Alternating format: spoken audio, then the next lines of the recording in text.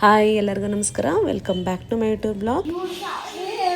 ನಮ್ಮ ಮಕ್ಕಳೆಲ್ಲ ಒಟ್ಟಿಗೆ ಸೇರ್ಬಿಟ್ರಂತೂ ಅವ್ರದ್ದೇ ಹಬ್ಬ ಆಗೋಗ್ಬಿಟ್ಟಿರುತ್ತೆ. ಹಾಗೆ ನಾವು ಊರಿಗೆ ಬಂದಿದ್ವಿ, ಹಬ್ಬಕ್ಕಂತಾನೆ ಊರಿಗೆ ಬಂದಿರೋದು. ನಮ್ಮ ಮನೆಯಲ್ಲಂತೂ ಮಕ್ಳದೇ ಹಬ್ಬ, ಯಾಕಂದ್ರೆ ಮೂರ್ ಮಕ್ಳಿದಾವಲ್ಲ. ಹಾಗಾಗಿ ಎಲ್ಲರ ಮನೆಗೂ ಅಷ್ಟೇ, ಮಕ್ಳಿದ್ರೆ ಸಾಕು ಆ ಮನೆಗೆ ಗಲ ಅಂತ ಇರುತ್ತಲ್ವಾ. ಹಾಗೆ ನಮ್ಮ ಮನೆನೂ ಅಷ್ಟೇ, ಅವರೆಲ್ಲ ಹಾಡೋದನ್ನೇ ನೋಡ್ತಾ ಕುತ್ಕೊಂಡ್ಬಿಡ್ತೀವಿ.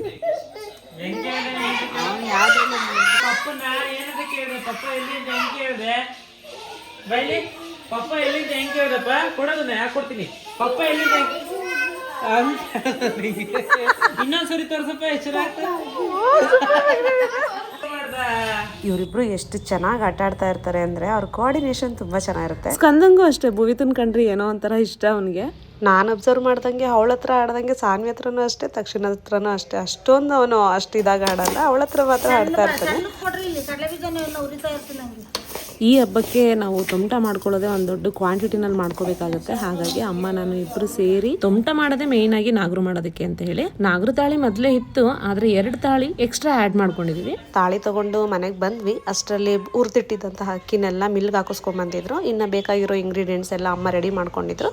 ಊಟ ಎಲ್ಲರದು ಮುಗಿಸಿದ ಮೇಲೇನೆ ನಾವು ತೊಮಟ ಕಲ್ಸೋದಕ್ಕೆ ಸ್ಟಾರ್ಟ್ ಮಾಡೋದು. ನಾವೇ ಅಂತ ಎಲ್ಲ ಆಲ್ಮೋಸ್ಟ್ ಎಲ್ಲರೂ ಹಾಗೆ ಮಾಡ್ತಾರೆ ಅಂತ ಅನ್ಸುತ್ತೆ ನಮ್ಮ ರೀಜನ್ ಅಲ್ಲಿ. ಇನ್ನು ನಮ್ಮ ಆಣಿಗೂ ಕುಮಾರಂಗೂ ಅವ್ರಿಬ್ರು ಮಕ್ಳಿಗೆ ಊಟ ಮಾಡ್ಸೋದೇ ಆಗತ್ತೆ. ಅವ್ರು ಅಷ್ಟು ನಿಧಾನ ತಿಂತಾರೆ. ಅವರು ಊಟ ಎಲ್ಲ ಮಾಡಿಸಿದ್ಮೇಲೆ ಅವರು ಕೂಡ ಜಾಯಿನ್ ಆದ್ರು. ಅಷ್ಟರಲ್ಲಿ ನಾವು ಪಾಕ ತಗೋಬೇಕಲ್ವಾ ತೊಮಟ ಮಾಡೋದಕ್ಕೆ, ಅದು ಪಾಕ ತೆಗಿತಾ ಇದೀನಿ. ನನ್ಗೇನು ಫುಲ್ ಎಕ್ಸ್ಪೀರಿಯನ್ಸ್ ಏನಿಲ್ಲ ಇದ್ರಲ್ಲೆಲ್ಲ, ಯಾಕಂದ್ರೆ ಮುಂಚೆ ಎಲ್ಲ ಅಮ್ಮ ನಮ್ಮ ಅಜ್ಜಿ ಬರ್ತಾ ಇದ್ರು, ಹಾಗೆ ನಮ್ಮ ಚಿಕ್ಕಮ್ಮ ಬರ್ತಾ ಇದ್ರು. ಇವಾಗೆಲ್ಲ ಸ್ವಲ್ಪ ಕಡಿಮೆ, ಅವರು ಹಬ್ಬಗಳಿಗೆ ಬರೋದು, ಮಕ್ಕಳೆಲ್ಲ ದೊಡ್ಡವ್ರು ಹಾಗೆ ಕಾಲೇಜ್ಗೆ ಹೋಗ್ತಾ ಇದಾರಲ್ವಾ. ಹಾಗಾಗಿ ಇನ್ನು ಅಜ್ಜಿ ಅಂತೂ ಇಲ್ಲ. ಈಗ ನಾವಾದ್ರೂ ಸ್ವಲ್ಪ ಕಲ್ತ್ಕೋಬೇಕಲ್ವಾ ಇದನ್ನೆಲ್ಲ. ಹಾಗಾಗಿ ಕಲ್ತ್ಕೊಂತಾ ಇದೀವಿ. ಇನ್ನು ಅಮ್ಮಂಗೆ ಎದ್ದು ಕೂತು ಮಾಡೋದಕ್ಕಾಗಲ್ಲ, ಮಂಡಿ ನೋವು. ಹಾಗಾಗಿ ಅಮ್ಮ ಹೇಗೆಲ್ಲ ಹೇಳ್ತಾರೋ ಹಾಗೆ ಮಾಡ್ಕೊಂಡ್ವಿ. ಹಾಗೆ ಎಲ್ಲರೂ ಸೇರಿ ತೊಮಟ ಕಲ್ಸಿದ್ದಾಯ್ತು. ನೆಕ್ಸ್ಟ್ ಡೇ ಬಂದು ನಾವು ನಾಗರ ಪೂಜೆ ಮಾಡೋದಿತ್ತು. ನಾಗರ ಪೂಜೆಗೆ ಅಂತ ಎಲ್ಲ ಹೊರಟಿದ್ವಿ. ಅಷ್ಟರಲ್ಲಿ ನಮ್ಮ ಅಕ್ಕನೂ ಕೂಡ ಬಂದಿದ್ರು, ನಮ್ಮ ವೀಣಕ್ಕ. ಎಲ್ಲರೂ ಒಟ್ಟಿಗೆ ಸೇರಿ ನಾಗರ ಪೂಜೆಗೆ ಹೊರಟಿದ್ದಾಯ್ತು. ಏನಂದ್ರೆ ಅಮ್ಮನ ಮನೆಯಲ್ಲಿ ಒಂದ್ ಕಡೆ ನಾಗರ ಪೂಜೆ ಮಾಡಲ್ಲ, ಒಂದು 3 ಕಡೆ ನಾಗರ ಪೂಜೆ ಮಾಡ್ತಾರೆ. ಎಲ್ಲರೂ ಒಂದ್ ಕಡೆ ಮಾಡಿದ್ರೆ ಸಾಕಾಗುತ್ತೆ. ಅದೇನೋ ಗೊತ್ತಿಲ್ಲ, ನಮ್ಮ ಅಜ್ಜಿ 3 ಕಡೆ ಮಾಡ್ಕೊಂಡ್ ಬಂದ್ಬಿಟ್ಟಿದ್ರು. ಹಾಗಾಗಿ ನಾವು 3 ಕಡೆನೂ ಮಾಡೋದಿರುತ್ತೆ. ಅಮ್ಮ ಅಪ್ಪ ಒಂದ್ ಕಡೆ ಹೋಗಿ ಮಾಡ್ಕೊ ಬಂದ್ರೆ, ಇನ್ನು ನಾವೆಲ್ಲ ಸೇರಿ ಒಂದ್ ಕಡೆ ಮಾಡ್ಕೊಂಬರ್ತೀವಿ. ಇನ್ನೊಂದು ಕಡೆ ನನ್ನ ತಮ್ಮ ಯಾರಾದರೂ ಹೋಗ್ಬಿಟ್ಟು ಮಾಡ್ಕೊಬರ್ತಾರೆ. ಇನ್ನು ಮಾಸಿರಮ್ಮ ಅಂತ ಒಂದು ಮಾಡೋದಿದೆ. ಹಾಗೆ ಸುತ್ತಮುತ್ತ ಇರುವಂತಹ ಮಾರಮ್ಮನ ದೇವಸ್ಥಾನ, ಅದಕ್ಕೆಲ್ಲ ಹೋಗ್ಬಿಟ್ಟು ನಾವು ಪೂಜೆ ಮಾಡ್ಕೊಂಬರೋದಿರುತ್ತಲ್ವ. ಹಾಗಾಗಿ ದಿನ ಪೂರ್ತಿ ಪೂಜೆದೇ ಆಗೋಗ್ಬಿಡುತ್ತೆ. ಅದಲ್ಲದೆ ನಾಗರಿಗೆ ಅಂತ ಉಪವಾಸ ಬೇರೆ ಇರ್ತೀವ. ಈ ಮಕ್ಕಳನ್ನಂತೂ ಇಟ್ಕೊಂಡು ಉಪವಾಸ ಮಾಡೋದಂತೂ ತುಂಬಾನೇ ಕಷ್ಟ ಅಲ್ಲ. ಮಕ್ಕಳೆಲ್ಲ ಏನು ಉಪವಾಸ ಮಾಡಲ್ಲ ಬಿಡಿ, ಏನ್ ಮಾಡಿದ್ರು ಅಷ್ಟೇನೆ. ನಾಗರು ಎಲ್ಲ ಮುಗಿಸ್ಕೊಂಡು ಇನ್ನೇನು ಸಂಜೆ ಆಗ್ತಾ ಇದೆ ಅಂತ ಅನ್ಬೇಕಾದ್ರೆ ನಮ್ಮೂರ ಹತ್ರನೇ ಸ್ವಲ್ಪ ದೂರ ಆಗುತ್ತೆ, ಅಲ್ಲಿ ವೈದ್ಯನಾಥೇಶ್ವರ ಸ್ವಾಮಿ ಅಂತ ಹೇಳಿ ಅಲ್ಲಿ ಜಾತ್ರೆ ನಡೀತಾ ಇತ್ತು. ಹಾಗಾಗಿ ಅಲ್ಲೇ ಊಟ ಮುಗಿಸ್ಕೊಳ್ಳೋಣ ಅಂತ ಹೇಳಿ ಬಂದ್ವಿ. ನನಗಂತೂ ಯಾವಾಗ್ಲೂ ಜಾತ್ರೆಗೆ ಹೋಗೋಕಂತೂ ಆಗಲ್ಲ. ಈ ವರ್ಷ ಏನೋ ಅದೃಷ್ಟ ಅಷ್ಟೇನೆ. ನಾಗರು ಮುಗಿಸ್ಕೊಂಡು ಮನೆಗೆ ಹೋದಾಗ ಎಲ್ಲರೂ ಸ್ವಲ್ಪ ಏನಾದ್ರು ತಿಂದ್ರು. ನಾನು ಈ ವರ್ಷನೇ ನನಗೆ ಸಿಕ್ಕಿರೋ ಚಾನ್ಸ್, ನಾನು ಅಲ್ಲೇ ಹೋಗಿ ಊಟ ಮಾಡಬೇಕು ಅಂತ ಹೇಳಿ ಹಠ ಮಾಡಿ ಎಲ್ಲಾರನ್ನು ಕರ್ಕೊಂಡು ಈ ದೇವಸ್ಥಾನಕ್ಕೆ ಬಂದಿದ್ದಾಯ್ತು. ಇಲ್ಲಿ ಪ್ರತಿ ಸೋಮವಾರನೂ ಕೂಡ ಊಟ ದಾಸೋಹಕ್ಕಂತಾನೆ ಜಾಗ ಇರ್ತಾರೆ. ಆದ್ರೆ ಇವತ್ತು ಜಾತ್ರಾ ಪ್ರಯುಕ್ತ ಇರಬೇಕು, ಹೊರಗಡೆ ಊಟ ಹಾಕ್ತಾ ಇದ್ರು. ಓಕೆ, ದರ್ಶನ ಮಾಡ್ಕೊಂಡ್ಬಂದು ಊಟ ಮಾಡ್ಕೊಳ್ಳೋಣ ಅಂತ ಅನ್ಕೊಂಡ್ರೆ ಒಳಗಡೆ ಹೋದ್ರಂತೂ ತುಂಬಾನೇ ರಶ್. ಈ ಥರದ್ದೆಲ್ಲ ಪ್ರೋಗ್ರಾಮ್ ಬೇರೆ ಎಲ್ಲ ಇರ್ತಿತ್ತು. ಇದನ್ನ ಏನು ಕುಣಿತ ಅಂತಾರೆ ಅಂತ ಗೊತ್ತಿಲ್ಲ.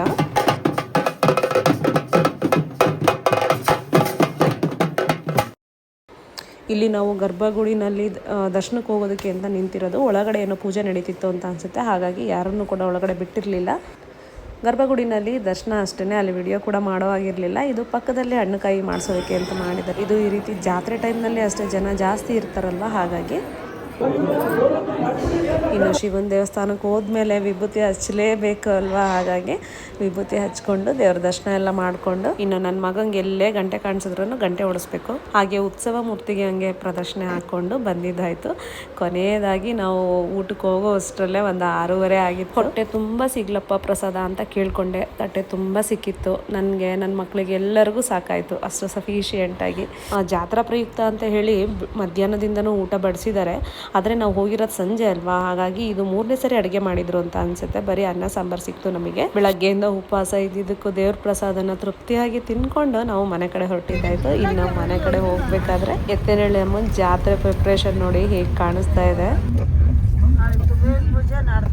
ಕತ್ಲೊತ್ತಲ್ಲಿ ಲೈಟಿಂಗ್ಸ್ ನೋಡೋದೇ ಒಂಥರ ಕಣ್ಣಿಗೆ ತಂಪು ಅಲ್ವಾ, ಅಷ್ಟು ಸುಂದರವಾಗಿ ಕಾಣಿಸ್ತಾ ಇರುತ್ತೆ. ತುಂಬಾನೇ ಇಷ್ಟ ಆಯ್ತು ನಮಗೆ ಆ ಲೈಟಿಂಗ್ಸ್ ಎಲ್ಲ. ಹಾಗೆ ಬರ್ತಾ ದಾರಿನಲ್ಲಿ ನಾಟಕದ ಸೆಟ್ ಬೇರೆ ಹಾಕಿದ್ರು. ಇದೇನಿದ್ರು ನಮ್ಮ ಅಪ್ಪಂಗೆ ಫುಲ್ ಕ್ರೇಜ್ ಅದೆಲ್ಲ ನೋಡೋದು. ಹಾಗೆ ನಮ್ಮ ಚೆನ್ನಕೇಶ್ವರನ ದೇವಸ್ಥಾನ ಅದಕ್ಕೂ ಕೂಡ ಅಲಂಕಾರ ಎಲ್ಲ ಮಾಡಿ ಸೀರಿಯಲ್ ಸೆಟ್ ಎಲ್ಲ ಬಿಟ್ಟು ತುಂಬಾ ಚೆನ್ನಾಗಿ ಕಾಣಿಸ್ತಾ ಇತ್ತು. ಇನ್ನು ಉಪ್ಪಾರ ಎಲ್ಲ ಹೋಗ್ತಾ ಇದೆ ನೋಡಿ. ನಾವೇನಾದ್ರೂ ಸಪೋಸ್ ಕೈದಾಳದಲ್ಲೋ ಇಲ್ಲ ಎತ್ತನಹಳ್ಳಿನಲ್ಲೋ ಇದ್ದಿದ್ರೆ ಉಪ್ಪಾರ ಎಲ್ಲ ಮಾಡಬೇಕಿತ್ತು ಅಂತ ಅನ್ಸುತ್ತೆ. ಜಾತ್ರೆಯ ಒಂದು ದಿನದ ಲಾಗ್ ಆಗಿರುತ್ತೆ ಇದು. ಜಾತ್ರೆ ದಿನದ ಒಂದು ದಿನದ ಮುಂಚೆ ತುಂಬೆ ಹೂವಿನ ಪೂಜೆ ಅಂತ ಮಾಡ್ತಾರೆ. ಆ ತಾಯಿನ ಆ ತುಂಬೆ ಹೂವಿನಲ್ಲಿ ಕಂಗೊಳಿಸೋದು ನೋಡೋದಕ್ಕೋಸ್ಕರನೇ ಹೋಗಬೇಕು. ಎಷ್ಟೇ ರಿಸ್ಕ್ ಇರಲಿ ಮನೆಯಲ್ಲಿ, ಅದು ನೋಡೋದೇ ಒಂದು ಪುಣ್ಯ ಅಲ್ವಾ. ಹಾಗಾಗಿ ನಾನು ನಮ್ಮ ವಾಣಿ ಪೂಜೆ ಮಾಡಿಸ್ಕೊಂಬರೋಣ ಅಂತ ಹೋಗಿದ್ವಿ. ಎಲ್ಲರೂ ಹೋಗೋಣ ಅಂತ ಹೇಳ್ಬಿಟ್ಟೆ ಮಾರ್ನಿಂಗ್ ಎಲ್ಲ ರೆಡಿ ಆಗಿತ್ತು. ಆದರೆ ಬರಬೇಕಾದ್ರೆ ಒಂದು ಕಾರು ಕೂಡ ಇರಲಿಲ್ಲ. ಹಾಗಾಗಿ ನಾನು ನಮ್ಮ ವಾಣಿ ಇಬ್ಬರೇನೆ ಟೂ ವೀಲರಲ್ಲಿ ಬಂದಿದ್ದು. ಆಗ ಕೊಂಡ ಬೇರೆ ರೆಡಿ ಮಾಡ್ತಾಯಿದ್ರು, ಅಂದರೆ ಕಟ್ಟಿಗೆ ಎಲ್ಲ ಹಾಕ್ಬಿಟ್ಟು ಬೆಂಕಿ ಹಾಕಿದ್ರು. ಅದನ್ನು ನೋಡಿಕೊಂಡು ಇನ್ನು ಕೈ ತುಂಬ ಬಳೆ ತೊಡಿಸ್ಕೊಂಡಿರೋದು ಇದೇ ಫಸ್ಟು ಮದುವೆ ಆದಮೇಲೆ. ಯಾಕಂದರೆ ಮದುವೆನಲ್ಲಿ ಒಂದ್ಸರಿ ಕಪ್ಪು ಬಳೆ ತೊಡಿಸ್ತಾರಲ್ಲ, ಅದನ್ನು ತೊಡಿಸ್ಕೊಂಡಿದ್ದೆ. ಅದಾಗಿ ಒಂದು 13 ವರ್ಷ ಆಗಿದೆ ನೋಡಿ. 13 ವರ್ಷದ ನಂತರ ಕೈ ತುಂಬ ಬಳೆ ಹಾಕ್ಕೊತಾ ಇದ್ದೀನಿ. ಅಂದರೆ ಫಂಕ್ಷನ್ಸ್ಗಳಲ್ಲೆಲ್ಲ ಹಾಕ್ಕೊತೀನಿ ಯೂಶ್ವಲಿ. ಆದರೆ ಕಂಪ್ಲೀಟಾಗಿ ಒಂದು 15 ದಿನ ಒಂದು ತಿಂಗಳು ಇಟ್ಕೋಬೇಕು ಅಂದ್ಬಿಟ್ಟು ಕೈ ತುಂಬ ಬಳೆ ತೊಡಿಸ್ಕೊಂಡ್ವಿ. ನಾನು ಕೂಡ ತೊಡಿಸ್ಕೊಂಡೆ, ಹಾಗೆ ನಮ್ಮ ವಾಣಿನೂ ಕೂಡ ತೊಡಿಸ್ಕೊಂತು. ಇನ್ನು ಮಕ್ಕಳನ್ನೆಲ್ಲ ಕರ್ಕೊಂಬಂದಿದ್ರೆ ಜಾತ್ರೆ ಎಂಜಾಯ್ ಮಾಡ್ತಿದ್ವೋ ಹೆಂಗೋ ಗೊತ್ತಿಲ್ಲ. ಇಬ್ಬರೇ ಬಂದಿದ್ರಿಂದ ಚೆನ್ನಾಗಿ ಜಾತ್ರೆ ಎಂಜಾಯ್ ಮಾಡಿಕೊಂಡು ಆಗ್ತಾ ಸುತ್ತಾಡ್ಕೊಂಡು ಈಗ ಮನೆ ಕಡೆ ಹೊರಟಿದ್ದೀವಿ. ಮನೇಲಿ ಹೋಗಿ ನೋಡಿದ್ರೆ ನೋಡಿ ಇವರಿಬ್ರು ಕತೆ. ಅದಕ್ಕೇನಾದ್ನಿ ಜಾತ್ರೆ ಸುತ್ತಕ್ಕೆ ಹೋಗಿದ್ದಾರೆ ಅಂದ್ಬಿಟ್ಟು ನಾವೇನು ಕಡಿಮೆನಾ ಅಂತ ಹೇಳಿ ಬೀಗರು ಕುತ್ಕೊಂಡು ನೀಲ್ ಪಾಲಿಶ್ ಹಚ್ಕೊತಾ ಇದ್ದಾರೆ. ಸರಿ, ಅವ್ರ ಕೆಲಸ ಏನಿದೆ ಅವ್ರು ಮಾಡ್ಕೊಂಡ್ಲಿ ಬಿಡಿ. ಆರತಿ ಪೂಜೆದು ಬಾಕಿ ಇತ್ತು. ಊಟ ಎಲ್ಲ ಮುಗಿಸಿದ ಮೇಲೆ ಆರತಿ ಪೂಜೆದು ಸ್ಟಾರ್ಟ್ ಮಾಡ್ಕೊಂಡು ನಮಗಂತೂ ಆಡಂಬರದ ಆರತಿಗಳನ್ನ ನೋಡಿ ಬೇಜಾರಾಗೋಗ್ಬಿಟ್ಟಿದೆ.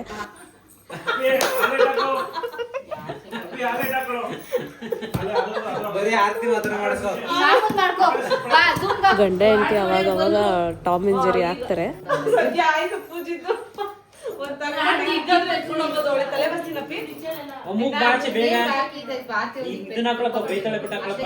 ಗ್ರಾಮ ದೇವತೆ ಹಬ್ಬದಲ್ಲೆಲ್ಲ ನಾವು ದೊಡ್ಡ ಆರತಿ ಮಾಡಿಸ್ಕೊಂಡು ಹೋಗಿದ್ದೋದು. ಇವಾಗ ನಮ್ಗೆ ಬೇಜಾರಾಗ್ಬಿಟ್ಟಿದೆ. ಈ ಆರತಿಗಳೇ ತುಂಬಾ ಚೆನ್ನಾಗಿ ಕಾಣಿಸುತ್ತೆ. ಇದೇ ದೇವರಿಗೆ ಶ್ರೇಷ್ಠ ಅಂತಾನೂ ಅನ್ಸಿದೆ. ಹಾಗಾಗಿ ನಾವು ಇದನ್ನೇ ಜಾಸ್ತಿ ಇಷ್ಟಪಡ್ತೀವಿ. ಹೌದು, ಎಲ್ಲ ಕಡೆ ಒಂಬಳೆ ಸಿಗಲ್ಲ, ಹಾಗಾಗಿ ಹೂವಿನ ಆರತಿ ಮಾಡಿಸ್ಕೋಬೇಕು. ಹಾಗಂತ ಅಂದ್ಬಿಟ್ಟು ಅದನ್ನೇ ಜಾತ್ರೆ ಮಾಡಬಾರ್ದಲ್ವಾ. ಆ ಥರ ನೋಡೋದಕ್ಕೆ ಯಾಕೋ ಬೇಜಾರಾಗ್ಬಿಟ್ಟಿದೆ. ಗಮ್ ಹಾಕಿ ಕಂಬಿಗಳನ್ನ ಹಾಕಿ ಆರತಿ ಮಾಡಿದ್ರೆ ಏನ್ ಶ್ರೇಷ್ಠ ಇರುತ್ತಲ್ವಾ. ಅದನ್ನ ಕಷ್ಟಪಟ್ಟು ಬೇರೆ ಹೊತ್ಕೋಬೇಕು. ಇನ್ನು ಹೆಚ್ಚಾಗಿ ಬಿಸಿಲಿತ್ತು ಇಲ್ಲ ಮಳೆ ಜೋರಾಗಿ ಬರ್ತಿತ್ತು ಅಂತಂದ್ರೆ ಅದ್ರದ್ದು ಹಿಂಸೆ ಹೊತ್ಕೊಂಡಿರೋರ್ಗೆ ಅಷ್ಟೇ ಗೊತ್ತಿರುತ್ತೆ ಅಲ್ವಾ. ಹಾಗಾಗಿ ಪುಟ್ಟದಾಗ ಆರತಿ ಮಾಡಿದ್ರು ಸುಂದರವಾಗಿ ಮಾಡಿಕೊಂಡು ದೇವರಿಗೆ ಒಪ್ಪಿಗೆ ಆಗೋ ಥರ ಹೊತ್ಕೊಂಡು ಹೋಗೋದು ಚೆನ್ನಾಗಿರುತ್ತೆ ಅಂತ ನನ್ನ ಅನಿಸಿಕೆ. ಇನ್ನು ನಮ್ಮ ಆರತಿ ಅಂತೂ ರೆಡಿ ಆಯಿತು. ಇವಾಗ ಆರತಿ ಹೊತ್ಕೊಳ್ಳೋದಕ್ಕೆ ಅಂತ ಇಬ್ಬರು ಹೆಣ್ಮಕ್ಳನ್ನ ಬೇರೆ ರೆಡಿ ಮಾಡ್ಕೋಬೇಕು. ನಮ್ಮನೆಗೇನಪ್ಪ ಅರೆ ಬಡಿಯೋರು ಬೇಕು, ಆರತಿ ಹೊಡಿಸೋದಕ್ಕೆ ಅಂತ ಏನಿಲ್ಲ. ಒಬ್ರು ಬ್ಯಾಂಡ್ ಸೆಟ್ಟವ್ರು ಬೇರೆ ಇದ್ದಾರೆ.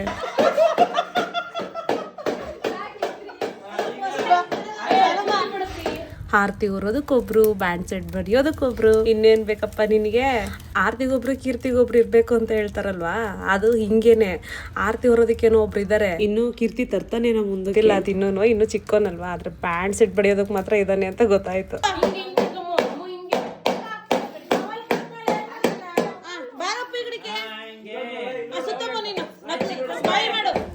ಇಷ್ಟು ದೊಡ್ಡ ಆರತಿ ಹೊರಕ್ಕಾಗಲ್ವಲ್ಲ ನನ್ನ ಸೊಸೆಗೆ. ಅದಕ್ಕೆ ಅವಳಗೊಂದು ಪುಟ್ಟ ಆರತಿ ಮಾಡ್ಕೊಟ್ಟಿದ್ದಾಯ್ತು. ಹೆಣ್ಮಕ್ಳಿರೋರ್ ಮನೆಯಲ್ಲೇ ಇಂಥ ಸಡಗರನ್ನೆಲ್ಲ ನೋಡೋದಕ್ಕೆ ಸಾಧ್ಯ. ನೋಡಿ, ನಮ್ಮ ಮನೆಗೆ ಇಬ್ಬರು ಹೆಣ್ಮಕ್ಳಿರೋದಕ್ಕೆ ನಮಗೆ ಸಡಗರ ಹೇಳೋದಕ್ಕೆ ಆಗಲ್ಲ. ಈಗ ಆರತಿ ಹೊರಡಿಸ್ಕೊಂಡು ಹೋಗೋದಕ್ಕೆ ಅಂತ ಬಂದಿದ್ದಾರೆ. ಪ್ರತಿ ಮನೆಗೂ ಹೋಗ್ಬಿಟ್ಟು ಆರತಿ ಹೊರಡಿಸ್ಕೊಂಡು ಹೋಗ್ತಾರೆ. ಈಗ ನಮ್ಮ ಮನೆಗೆ ಬಂದಿರೋದ್ರಿಂದ ನಾವು ಆರತಿಯನ್ನು ಮನೆ ಮುಂದೆ ಇಟ್ಬಿಟ್ಟು ಪೂಜೆ ಮಾಡಿ ನಾವೇನು ಅಂದ್ಕೊಂಡಿರ್ತೀವಿ ಅದನ್ನು ಒಪ್ಪಿಸ್ಕೋಬೇಕು. ಅಂದರೆ ಕೋಳಿ ಅಥವಾ ಮೇಕೆಯನ್ನು ಒಪ್ಪಿಸ್ಕೊಳ್ಳೋದಿರುತ್ತೆ. ಪ್ರತಿಯೊಬ್ಬರು ಮನೆ ಹತ್ರನೂ ಇದೇ ರೀತಿ ಪೂಜೆ ಮಾಡಿಸ್ಬಿಟ್ಟು ಆರತಿ ಹೊರಡಿಸ್ಕೊಂಡು ಹೋಗ್ತಾರೆ.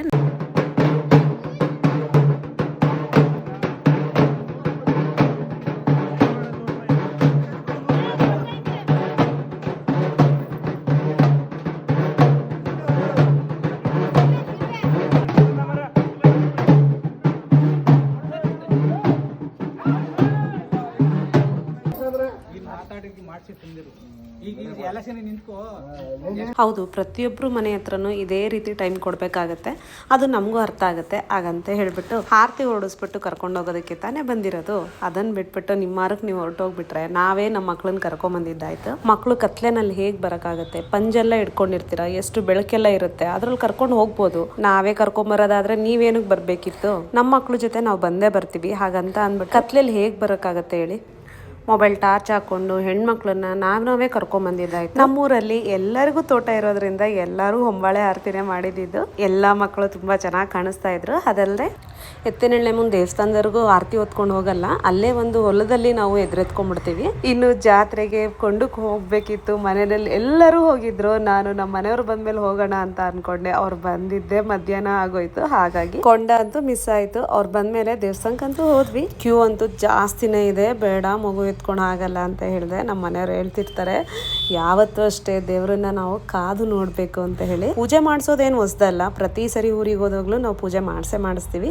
ಆದರೆ ಜಾತ್ರೆನಲ್ಲಿ ಏನು ವಿಶೇಷ ಅಂದರೆ ನಾವು ಕ್ಯೂನಲ್ಲಿ ನಿಂತು ದೇವರಿಗೆ ಪೂಜೆ ಮಾಡಿಸ್ಕೊಂಡು ಹೋಗ್ಬೇಕು ಅನ್ನೋದು ಅವ್ರದ್ದು ಆಸೆ. ಹಾಗಾಗಿ ಕ್ಯೂನಲ್ಲಿ ನಿಂತ್ಕೊಂಡು ದರ್ಶನನೂ ಆಯಿತು. ಹಾಗೆ ನನ್ನ ಮಗಂಗೆ ಫಸ್ಟ್ ಟೈಮ್ ಕೇಳಿದ್ದೆಲ್ಲ ಕೊಡಿಸ್ಕೊಂಡು ಕರ್ಕೊಂಬಂದಿದ್ದು ಆಯಿತು.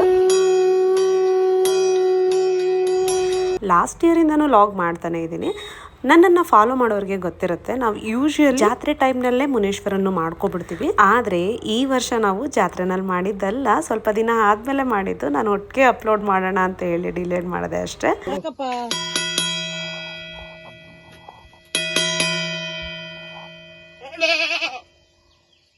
ಕೊಡು ಜಲ್ದು ಸುರಕ್ಷಣೆ ಕೊಡಪ್ಪ ಮುನೇಶ್ವರ. ದೇವರುಗಳ ಎಲ್ಲ ಸರ್ವಸಾಷ್ಟಾಂಗ ನಮಸ್ಕಾರ. ಆ ಮುನೇಶ್ವರನ ಬಾಲಾರದಿ ಗೋವಿಂದೋ, ಆ ಮುನಿಪಾಲಕ ನಿನಗೆ ಪ್ರೀತಿ ಆಗಲ ಗೋವಿಂದೋ. ತಲೆಬೆಂದ ಕೆಳಗೆ ಹೋಗ್ಲಿ. ತೀರ್ಥ ಹಾಕಕ್ಕೆ ಬರಲ್ಲ. ತೀರ್ಥ ಯಾವತ್ತು ನೋಡಿ ಅಕ್ಷಯ ಪಾತ್ರೆ ಇದ್ದಂಗ ಹಾಕ್ಬೇಕು. ಹಾಕಿ ಬೆನ್ನೆಲ್ಲ ಸಾಕಿ ಬಿಡಿ. ಪೂಜೆ ಮಾಡ್ರಿ ನೀವು.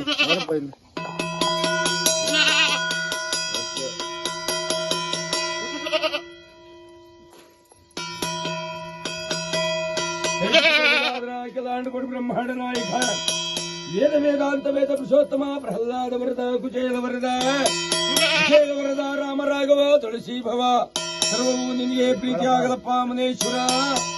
ಆ ಲಕ್ಷ್ಮೀ ಮಹಾದೇವಿ, ಆ ಮೂಲಮಾಡ ನಾಯಕನ ಪಾದ ಗೋವಿಂದೋ, ಜಗದೀಶನ ಪಾದ ಗೋವಿಂದೋ, ರಮಣನ ಪಾದ ಗೋವಿಂದೋ. ಹರಮ ಪಾರ್ವತಿ ಪತಯೇ ಹರ ಹರೇ.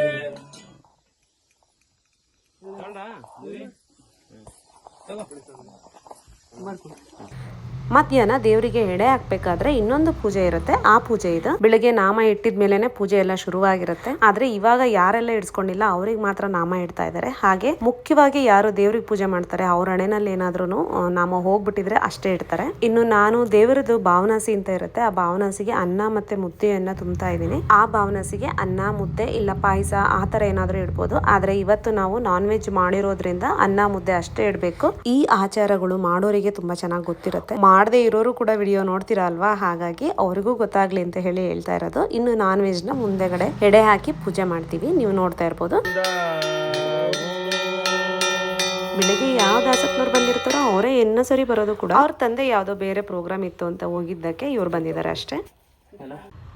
ಇನ್ನು ಅಡ್ಗೆ ಎಲ್ಲ ನಾವೇ ಮಾಡ್ಕೊಂಡಿದ್ದು. ಜಾತ್ರೆ ಟೈಮ್ನಲ್ಲಿ ಆದ್ರೆ ಸ್ವಲ್ಪ ಬಿಸಿ ಇರ್ತೀವಿ, ಜಾತ್ರೆದೆಲ್ಲ ಮಾಡ್ಕೋಬೇಕು, ಮತ್ತೆ ದೇವಸ್ಥಾನಕ್ಕೆ ಹೋಗ್ಬೇಕು, ಅಡ್ಗೆನೂ ಮಾಡ್ಕೊಳಕ್ ತೊಂದರೆ ಆಗತ್ತೆ ಅಂತ ಹೇಳಿ ಭಟ್ರು ಇರ್ತಾರೆ. ಈಗಂದ್ರೆ ಮುನೇಶ್ವರನ್ ಅಷ್ಟೇ ಕೆಲಸ ಇದ್ದಿದ್ರಿಂದ ಮನೆಯವರೇ ಎಲ್ಲರೂ ಸೇರ್ಕೊಂಡು ಮಾಡಿದ್ದು. ಆದ್ರೆ ಮೇನ್ ಕುಕ್ ಯಾರು ಅಂದ್ರೆ ನಮ್ಮ ಮನೆಯವರು. ಮುನೇಶ್ವರಂಗೆ ಎಲ್ಲೇ ಸಾಂಬಾರ್ ಮಾಡಿದ್ರು ಸಾಂಬಾರ್ ತುಂಬಾ ಟೇಸ್ಟಿಯಾಗಿ ಆಗುತ್ತೆ ಅಂತ ಹೇಳ್ತಾರೆ. ನಮ್ಮ ಮನೆಯಲ್ಲೂ ಅಷ್ಟೇ ತುಂಬಾ ಟೇಸ್ಟಿಯಾಗಿತ್ತು. ನಾನು ಅಣಿ ಯಾವತ್ತು ಸಾಂಬಾರೆಲ್ಲ ಕುಡ್ದೋರಲ್ಲ, ಬಟ್ ಈ ಸರಿ ಅಂತೂ ಸಾಂಬಾರ್ ತುಂಬಾ ಚೆನ್ನಾಗಿತ್ತು ಅಂತ ಹೇಳಿ ನಾವು ಪಂತಿನಲ್ಲಿ ಸಾಂಬಾರ್ ಕೂಡ ಕುಡ್ದಿದ್ವಿ. ಇನ್ನು ನಮ್ ಕುಮಾರನ್ ಒತ್ತಾಯದ ಮೇರೆಗೆ ಈರುಳ್ಳಿ ಸೌತೆಕಾಯಿನು ಕಲರ್ಫುಲ್ ಆಗಿ ಮಾಡಿದ್ವಿ. ಇನ್ನು ಸೈಡ್ ಡಿಶಸ್ ಬಂದು ಕಾಳುಗೊಜ್ಜು, ಚಿಕನ್ ಫ್ರೈ, ಇದು ಕೂಡ ತುಂಬಾ ಚೆನ್ನಾಗಿತ್ತು ಟೇಸ್ಟ್ ಅಂತ ಎಲ್ಲರೂ ಹೇಳ್ತಾ ಇದ್ರು.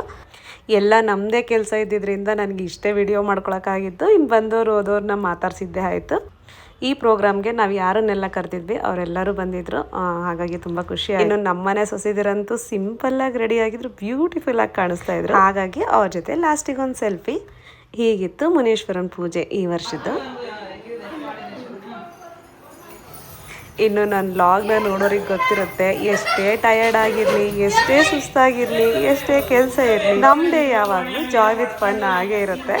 ಹಾಗೆ ಇನ್ನು ಯಾರೆಲ್ಲ ಚಾನಲ್ನ ಸಬ್ಸ್ಕ್ರೈಬ್ ಮಾಡದೆ ನೋಡ್ತಾ ಇದ್ದಾರೆ ದಯವಿಟ್ಟು ಸಬ್ಸ್ಕ್ರೈಬ್ ಮಾಡ್ಕೊಳ್ಳಿ ಅಂತ ಹೇಳ್ತಾ ಈ ಒಂದು ವ್ಲಾಗ್ನ ಹೆಂಡ್ ಮಾಡ್ತಾ ಇದ್ದೀನಿ. ನೆಕ್ಸ್ಟ್ ವ್ಲಾಗಲ್ಲಿ ಸಿಗೋಣ. ಅಲ್ಲಿವರೆಗೂ ಬಾಯ್.